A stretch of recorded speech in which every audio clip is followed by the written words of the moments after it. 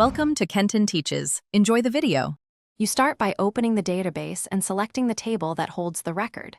Once done, switch to Datasheet view so you can see rows directly. This helps avoid mistakes. Make sure you identify the primary key or a unique field first because you will use that to confirm you're deleting the right row. You're not just clicking randomly, you're preparing the exact target. This reduces accidental data loss and speeds the next steps. Now select the row using the row selector at the left or by navigating to the record via its ID. Once selected, right-click and choose Delete Record or press the Delete key for a quick action. Access will prompt you to confirm. Read the prompt and confirm only if the primary key matches the one you prepared earlier. If the table is bound to a form or query, make sure those dependencies are considered before confirming, because deletion here affects related views.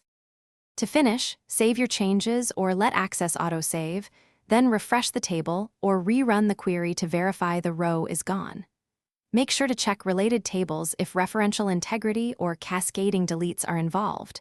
You want to avoid orphaned records.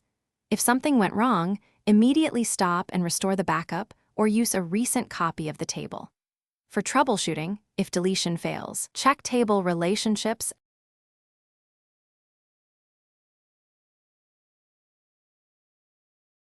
Thanks for watching. Please subscribe if this video was helpful.